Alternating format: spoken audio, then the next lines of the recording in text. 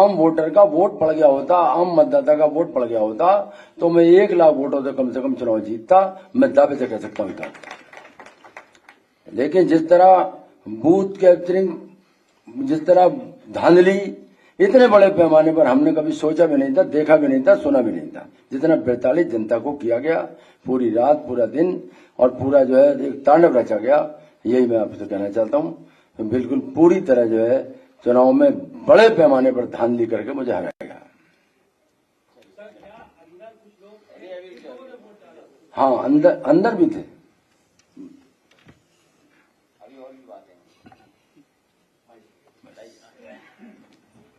माननीय राष्ट्रीय अध्यक्ष,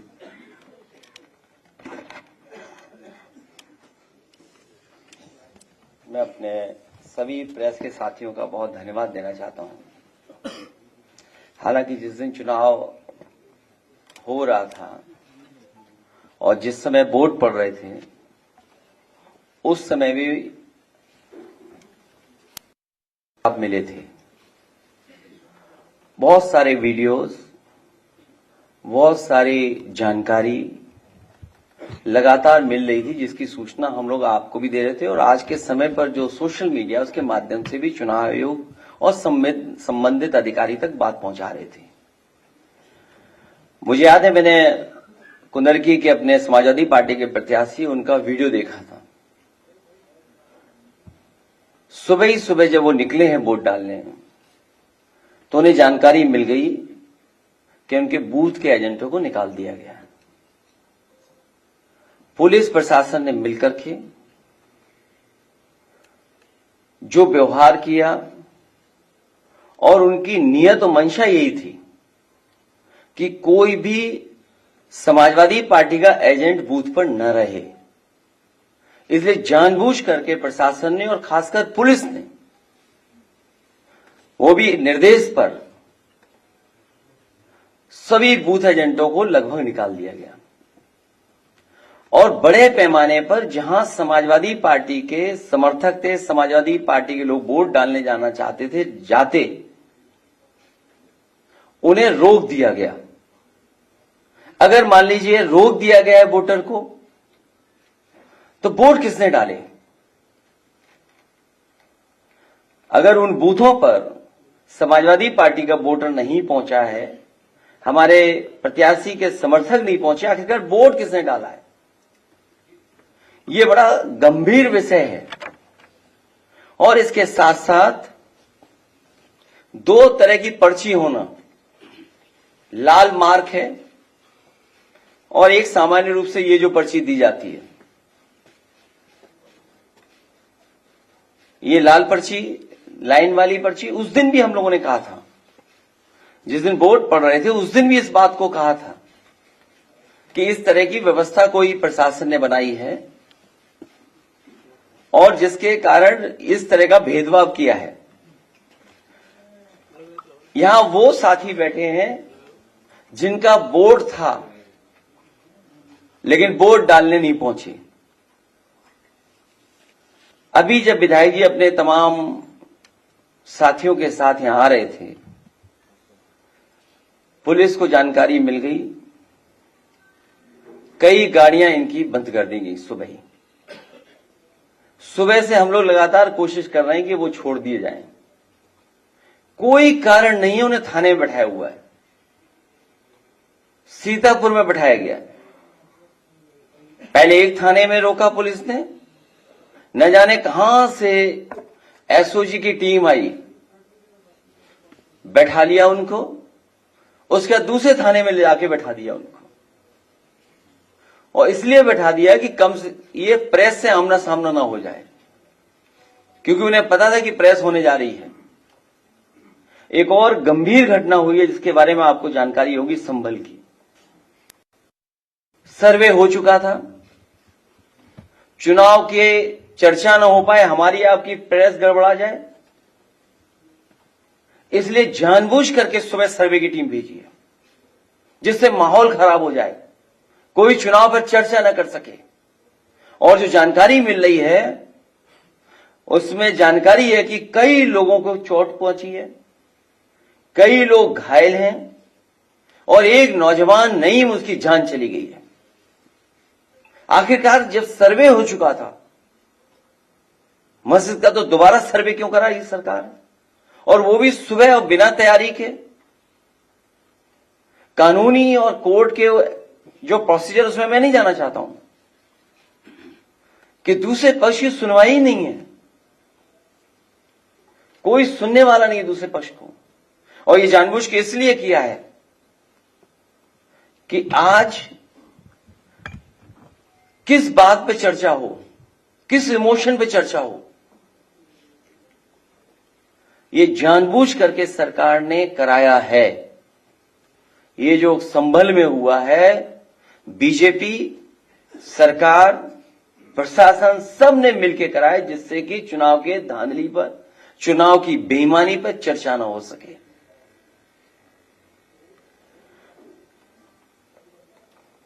लोकतंत्र में सच्ची जीत लोक से होती है, तंत्र से नहीं। लेकिन ये नया लोकतंत्र जो बनाया भारतीय जनता पार्टी ने, उसमें लोगों को वोट नहीं डालने दे रहे हैं, अपने तंत्र को आगे कर दे रहे हैं। और जब कभी भी निष्पक्ष जांच होगी, जिस समय निष्पक्ष जांच होगी और तमाम वीडियोज जो या सीसीटीवी के माध्यम से जो रिकॉर्डिंग होती है बूथ की, जब उसकी सच्चाई सामने आएगी तो पता लगेगा कि वोटर्स ने वोट नहीं डाला, वहां के कौन वोटर बन गए ये भी किसी को नहीं पता। बूथ के अंदर किसने वोट डाला किसी की जानकारी नहीं है। जिस जीत के पीछे छल होता है वो दिखावटी जीत का छलावा होता है, जो सबसे ज्यादा उस सीट को छलती है जिसके छल करके जीत का नाटक रचा है। ये पूरा नाटक है इनका, भारतीय जनता पार्टी का। ये जश्न मनाना, लड्डू के नीचे लड्डू को रखने वाली जो वो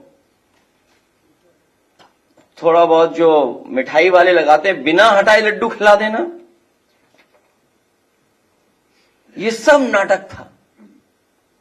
ऐसी जीत जीतने वालों को कमजोर करती है, नैतिक रूप से उनके जमीर को मार देती है।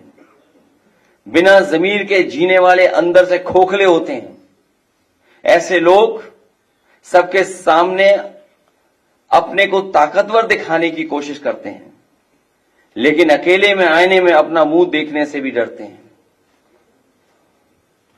भाजपा का हारने का डर तो उसी दिन साबित हो गया था जिस दिन उसने पीडीए के अधिकारी कर्मचारियों को चुनाव से हटा दिया था, जिससे इनके अपने लोग वहां सेट किए जा सकें और धांधली की गवाही देने वाला कोई न हो। हमने तो भाजपा की बदनीयत को समझकर तब ही विरोध किया था, लेकिन जब शासन प्रशासन ही दुशासन बन जाए तो लोकतंत्र के चीरहरण को कौन रोक सकता है। ये बेईमानी कोई नई नहीं है इनकी।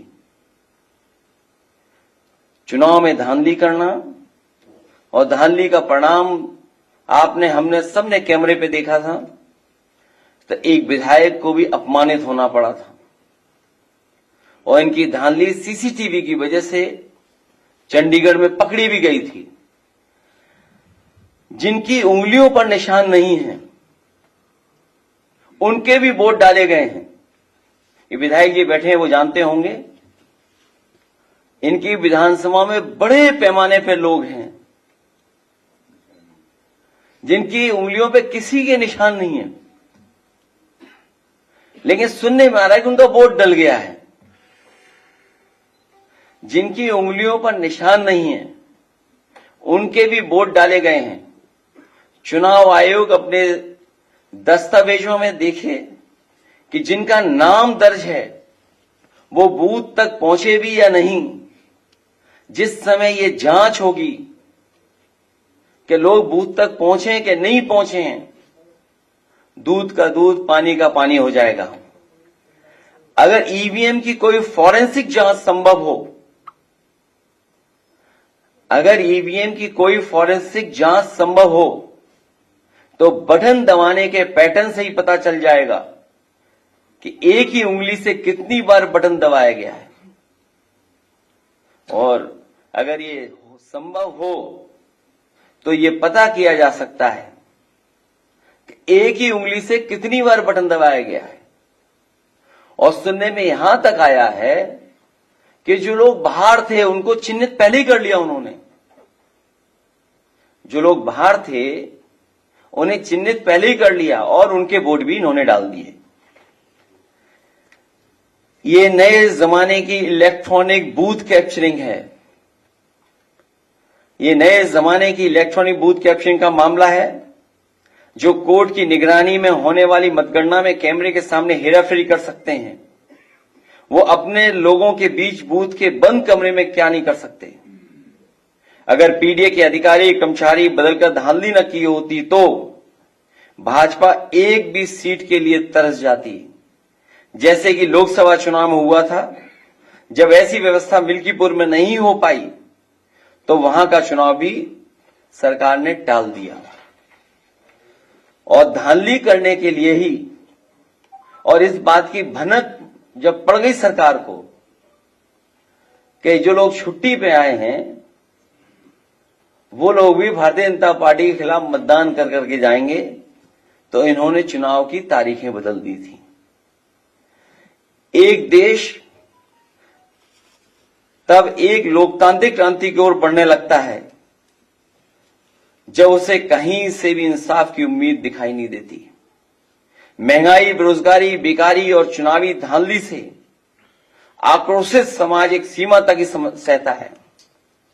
इतनी सी बात तो अनपढ़ भी समझता है कि पेट की आग कभी भी उसको नहीं जिता सकती जिसने रोटी छीनी हो और जिसने रोजगार छीना हो। भाजपा ने रोजी रोटी, मान सम्मान, सौहार्द, भाईचारा सब छीन लिया है। भाजपा संविधान से लेकर के आरक्षण तक सबको खत्म करने पर उतारू है। ऐसे में भला उसे वोट कौन देगा? चुनाव के दिन जब निहत्थों पर बंदूक तानी गई थी तो भाजपा की कमजोरी सारी दुनिया के सामने आ गई। एक साहसी महिला ने जिस समय अपना वोट देने के अधिकार का कागज बंदूक के सामने तान दिया, भाजपा उसी समय हमेशा के लिए हार गई थी। लोकतंत्र में ऐसा तमाचा आज तक किसी ने नहीं मारा जिसकी गूंज भाजपाइयों को रात में सोने नहीं देगी। सत्ता की भूख ने तो भाजपा को पहले ही बीमार बना दिया था, अब तो वो सो भी नहीं पाएंगी। हमें तो भाजपा के लोगों पर अब तरस आता है, लेकिन जनता कह रही है ये वो लोग नहीं जिन पर तरस किया जाए। भाजपा सोच रही है कि इन परिणामों से पीडीए हताश होगा, तो वो गलत सोच रही है। अन्याय और पीड़न लोगों तो तोड़ता नहीं समझ, जोड़ता है, तोड़ता नहीं बल्कि जोड़ता है लोगों को। उत्पीड़न और अन्याय कभी भी लोगों को तोड़ता नहीं है, जोड़ने का काम करता है। हमने पहले भी कहा कि आज फिर कह रहे हैं, सदियों से पीडीए समाज का जो उत्पीड़न और अपमान प्रभुत्ववादियों ने किया है उसका दर्द पीडीए ही समझ सकता है।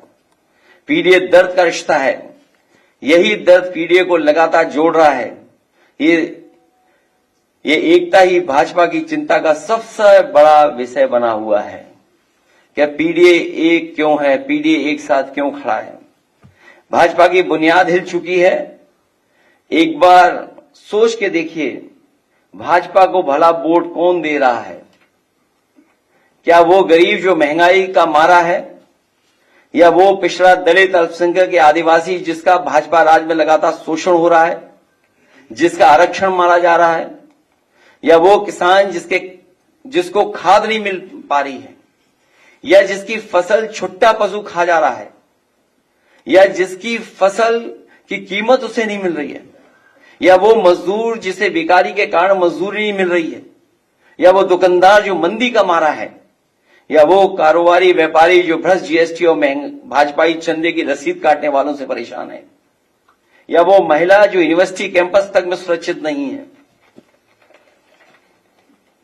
या वो सरकारी कर्मचारी जिनके ऊपर भ्रष्टाचार करने का दबाव है, या जिनकी पुरानी पेंशन तक छीन ली गई, या वो पत्रकार जिनको निर्वस्त्र करके पीटा जा रहा है, या वो जो नौकरी के लिए धरने पर बैठे थे, चाहे 69,000 शिक्षक भर्ती का मामला हो, या पुलिस का हो, या अग्निवीर भर्ती का हो, या जज की परीक्षा में कॉपी बदलने का, या परीक्षा में पेपर लीक का, रद्द होने का, या कोर्ट में रिजल्ट फंस जाने वालों का, इन सब बातों से लाखों निराश युवा हैं और उनके हताश परिवार के करोड़ों लोग अब भी सरकार के विरोध में खड़े हैं। सच तो यह है, भाजपा को 5% लोग भी वोट नहीं दे रहे हैं। इनकी जीत में वोट की कोई भूमिका ही नहीं है। ये तंत्र की हेराफेरी से जीतने वाले लोग हैं और वोट को लूटने वाले लोग हैं। इसलिए ये चुनाव निष्पक्ष नहीं था, ये बेईमानी से और वोट को लूट करके चुनाव जीता गया है।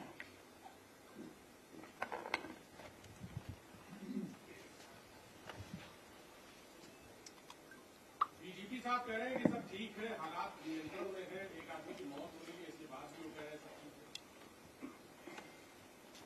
ठीक है। इसीलिए वो कार्यवाहक हैं, इसीलिए कोई परमानेंट डीजीपी उत्तर प्रदेश में नहीं बन पा रहा है। आप कार्यवाहक डीजीपी से क्या उम्मीद करोगे? आपको लगता है कि इंटेलिजेंस की इसमें प्रयोग हुआ है जो लगातार पिछले मैं आपसे कह रहा हूं, क्योंकि चुनाव से बहस को हटा करके ये जानबूझ करके जब एक बार सर्वे हो गया था मस्जिद का, तो दोबारा सर्वे करने क्यों पहुंचे? जो सर्वे हो चुका था उसके बाद दोबारा सर्वे इसलिए करने गए क्योंकि चुनाव की धांधली पर बहस न हो, चर्चा न हो। जो चुनाव में इन्होंने वोट को लूटा है, आप कल्पना कीजिए, जो लोग यहां पर अपनी बात बताने आ रहे थे, कहने आ रहे थे कि उन्हें वोट डालने नहीं दिया गया, उनका वोट डाल दिया गया, उनके हाथ में इंक नहीं है, उंगली पे इंक नहीं लगाई किसी ने, लेकिन उनका वोट डल गया। ये बातें खुल न जाए, इसीलिए पुलिस अभी भी बैठाए हुए उन लोगों को, अभी भी थाने में बैठे हुए हैं। सर, महाराष्ट्र चुनाव के परिणामों पर क्या कहेंगे? सोचिए, अभी भी बैठे हुए थाने में, कोई कारण नहीं है, और वो इसलिए बैठाए हुए क्योंकि वो एफिडेविट लेकर के आ रहे थे। आपके सामने वो एफिडेविट दिखाते कि उन्हें वोट डालने नहीं दिया गया और उनका वोट पड़ गया। क्या वोट बड़ी आबादी का रोक दें और 1 लाख वोट से जीत जाए, 1 लाख ऊपर ज्यादा से वोट जीत जाए? क्या आप कल्पना कर सकते हैं? और केवल पुलिस वर्दी में नहीं थी, वर्दी के अलावा प्राइवेट ड्रेस में भी थी। जिस तरह हिटलर ने ट्रूपर्स बनाए थे, हिटलर के जमाने में ट्रूपर्स होते थे, उसी तरीके से वहीं से सीख लेकर के सरकार ने पुलिस की वर्दी उतार करके प्राइवेट ड्रेस में भी लोगों को भेजा हुआ था, बड़े पैमाने पर।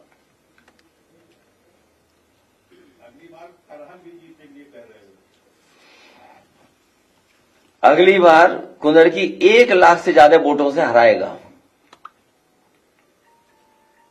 कुंदरकी की जनता 1 लाख से ज्यादा वोटों से हराएगी। सर, अल्पसंख्यक बाहुल इलाके में इतना वोट मिला, सरकार से सवाल जब पूछा गया तो उन्होंने कहा कि उनको अपने गोत्र, पूर्वज और विरासत की याद आई होगी, इसीलिए शायद वो वापस आ गए। इसीलिए उन्होंने थानों में बैठाए हुए लोग जो यहां मिलने आने वाले थे, पूरी पुलिस लगी हुई बैठा दिया उन्होंने। ये तो सब दिखावा है अपनी बेईमानी को छिपाने के लिए। चुनाव आयोग को शिकायत की और शिकायत की जाएगी इसके बाद। और ऐसे अधिकारी जिन्होंने चुनाव में बेईमानी की है, उनका कागज पीछा नहीं छोड़ेगी, कागज पीछा नहीं छोड़ेगा। सरकार से ये भी तो पूछ लेते कि जो अधिकारी वहां पोस्ट हुए थे, क्योंकि पोस्ट नहीं हो पा रहे थे, उनसे साठगांठ नहीं हो पा रही थी, इसलिए चुनाव बढ़ा दिया था उन्होंने।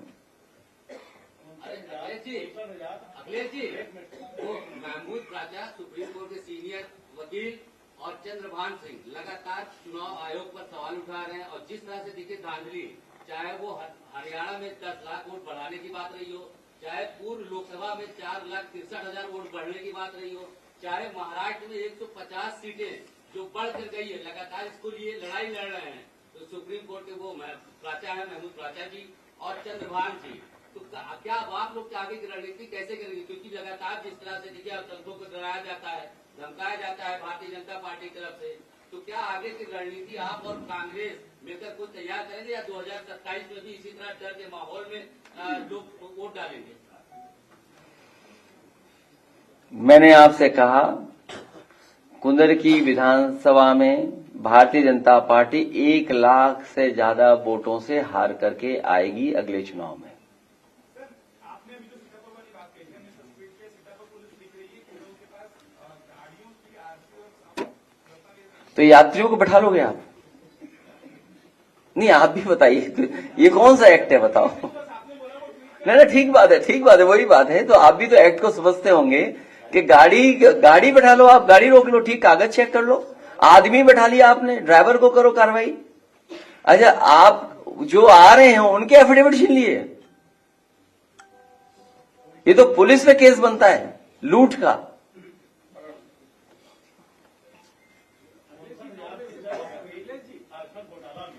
आपने कई बार अनुरोध किया और हाईकोर्ट के आदेश के बाद सरकार के कान में जो दे रहे थे, उसके बाद भी चुनाव में अस्पष्ट बहुमत महाराष्ट्र आखिर एक मामला क्या है समझ में मुझे भी नहीं आता। ऐसी स्ट्राइक रेट कभी देखी आपने जो बीजेपी की स्ट्राइक रेट इस बार दिखाई दी है चुनाव में? अभी तक के चुनावों में किसी भी पॉलिटिकल पार्टी की ऐसी स्ट्राइक रेट देखी आपने?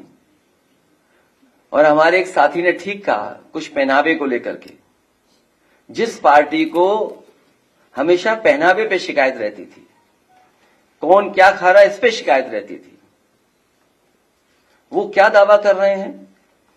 और सच्चाई तो ये है कि इन्हें बूथ तक नहीं पहुंचने दिया, इनकी उंगलियों पे निशानी नहीं है। चंडीगढ़ में आपने धांधली नहीं देखी, सीसीटीवी नहीं होता अगर, तो क्या वो आईएएस अधिकारी पकड़ा जाता? इसीलिए मैंने कहा कि नए तरह की ये इलेक्ट्रॉनिक वोटिंग मशीन से लूट और बूथ कैप्चरिंग है, आपको पहुंचने ही नहीं देंगे वहां तक। जो सीटों पर वोट डाला है, कितने संघर्ष के बाद वोट डाला है कार्यकर्ताओं ने, मैं बधाई देना चाहता हूं अपने कार्यकर्ता और जो मतदाता जो वोट डालने गए हैं, कितने संघर्षों के बाद भी वो बूथ तक पहुंचे और वोट डाल करके आए। क्या बीजेपी के किसी कार्यकर्ता को रोका गया? ये उनकी स्ट्रेटेजी थी। आप एक एक बूथ उठा के देख लीजिए बीजेपी का, उन्होंने बूथ कैप्चर करके 90% से ज्यादा वोट डाल लिया अपने बूथ पर। हमारे बूथों पर कितने परसेंटेज है? 13%, 12%, 11%, और उनके बूथ पे 90% वोट पड़ गया, एक ही जिले में, एक ही विधानसभा में। क्या पुलिस गोदी में उठा के ला रही थी वोटरों को? इसका मतलब तो यह हुआ कि पुलिस के लोग भारतीय जनता पार्टी के वोटरों को गोदी में उठा करके वोट डलवा रहे थे, मना रहे थे कि वोट डालने जाओ। मायावती जी ने किनारा कर लिया है उपचुनाव से। इससे पहले भी जो है चुनाव में इस तरह का हुआ है कि मेरठ में मुरादाबाद में रोका गया, मुस्लिम बहुल इलाकों में ज्यादा ये होता है। 21 में जब ब्लॉक प्रमुख वाला चुनाव हुआ तो एक महिला की तारीफ की गई थी, तो उसको लेकर के विपक्ष क्यों नहीं कोई स्ट्रैटेजी बना पा रही है? क्योंकि ये तो लगातार लोकतंत्र का हनन कर रहा है। और आप अभी 24 की स्ट्रेटेजी नहीं देखी, वही हार अभी तक स्वीकार नहीं कर पा रही बीजेपी। लेकिन सर अब तो जो बंदूक की नोक पर जो है वोट रोका जा रहा है ना। इसके लिए स्ट्रेटेजी भी बनेगी, तरीका भी बनेगा। इसीलिए मैंने कहा जिन अधिकारियों ने धांधली की है, कागज उनका पीछा नहीं छोड़ेगा। सीसीटीवी या जो हमारे समाजवादियों के पास बड़े पैमाने पर रिकॉर्डिंग है, उन सबको चुनाव आयोग के सामने रखा जाएगा। उसमें मुझे उम्मीद है कि आप लोग भी सहयोग करेंगे, समय समय पर आप भी समाजवादी पार्टी का सहयोग करें लोकतंत्र मजबूत करने के लिए। उन वीडियोस को जरूर चलाएं आप लोग भी। किसका 24 में कर लिया था क्या इन्होंने? अभी तक अयोध्या की हार से नहीं उभर पाएंगे लोग, सच्चाई तो ये है। और सोचिए, जब अयोध्या हार सकते हो, कह रहे हम कुदर की जीत गए। जहां पे वहां आम वोटर ने रिजेक्ट कर दिया हो, और क्या कहते हैं कुनरकी जीत लिया, हमें कुनरकी वोट दिया है, जिनके अपने वोटरों ने, इनके अपने वोटरों ने रिजेक्ट किया है, जहां पर मिल्कीपुर में चुनाव नहीं करा पा रहे हैं। इसीलिए मैंने कहा कि अगर फॉरेंसिक लैब में ये बात चेक हो जाए कि ईवीएम की मशीन के बटन किसने दबाए हैं, तो आप पाएंगे कि एक ही व्यक्ति बटन दबा रहा होगा। अब बात बहस आगे नहीं करिए, हमारा व्यू पॉइंट लोकसभा में मैं बोल चुका हूं, वही हमारा है जो मैं लोकसभा में बोल चुका हूं।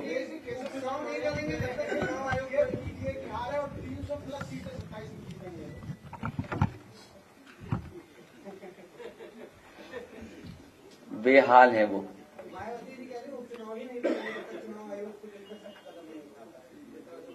अब उपचुनाव हो गई नहीं, अब उपचुनाव कोई होगा ही नहीं, एक होगा बस। सर महाराष्ट्र और झारखंड चुनाव परिणामों पर क्या कहेंगे सर?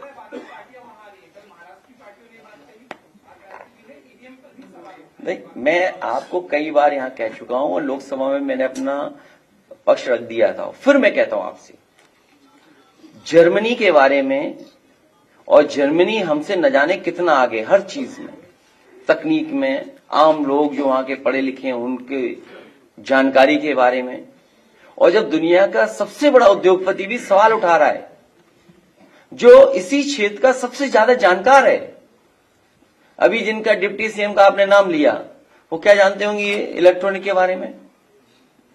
कहो सोशल मीडिया पे किसी और से चलवा रहे हो, सीखा हो मेल लिखना, मेल रिसीव करना, न जाने कितनी चीजें हैं। और जो नया आ गया जीपीटी चैट, वो कहो इस्तेमाल करना, अब सीखे हो शायद, न सीख पाए हो, उसमें ऐसी फौज है उस दल में ऐसे लोगों की। खैर, तो जर्मनी जैसा देश ये कहता है कि ईवीएम से वोट पड़ना उनके देश में अनकॉन्स्टिट्यूशनल है। आप बैठे हुए सब लोग देख लो, गूगल करिए, आप लोग सब, वाईफाई आपके लिए फ्री है यहां पर, आप गूगल करिए, देखिए क्या जर्मनी में ये व्यवस्था है कि नहीं है। जब जर्मनी जैसा देश ईवीएम को स्वीकार नहीं कर रहा है,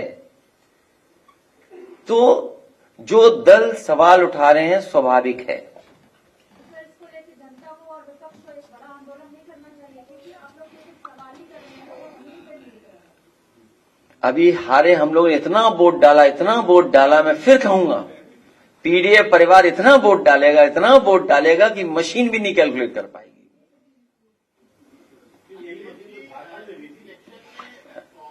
कभी कभी कुछ छोड़ देते हैं कुछ लोग। देखिए, मैं इस पे बहस में नहीं उलझना चाहता हूं कि कहां क्या है, हमारा एकदम क्लियर है उसमें व्यू पॉइंट कि हम इसके खिलाफ हैं, इस व्यवस्था के खिलाफ है।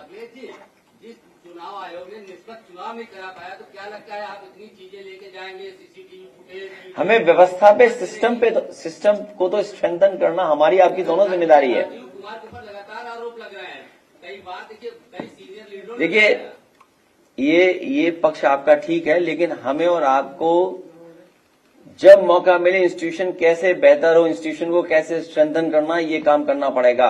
और उस इंस्टीट्यूशन में जो खराब लोग हैं उन्हें समय समय पे कटघरे में खड़ा करना पड़ेगा।